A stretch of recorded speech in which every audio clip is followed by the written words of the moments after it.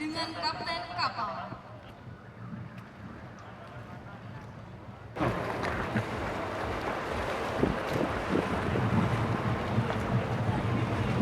Sejalan dengan itu, Detasemen Intel Koarmada mengolah data intelijen yang didapat untuk menemukan markas para perompak di darat yang kemudian menjadi pedoman bagi tim komando pasukan katak lainnya total kegiatan mereka.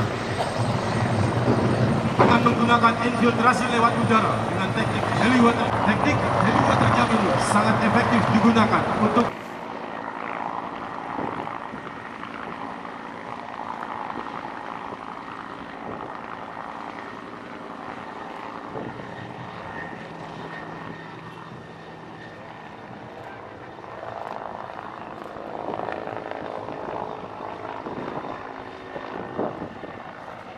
Laut Pelaut Joko Wahyu Prasetyo dan kopilot Kapten Laut Pelaut Hendra Suryanto. Mereka kemudian melakukan penyusupan dengan sistem berenang menggunakan side stroke. Side stroke atau renang gunting ini diperuntukkan untuk melaksanakan renang taktis dan silent. Hal ini tidak mudah dilakukan tanpa adanya latihan secara kontinu.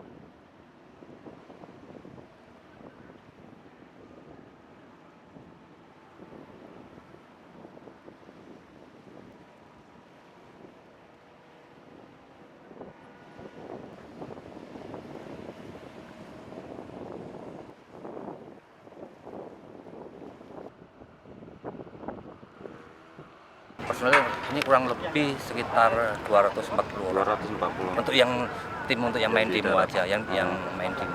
Oh iya.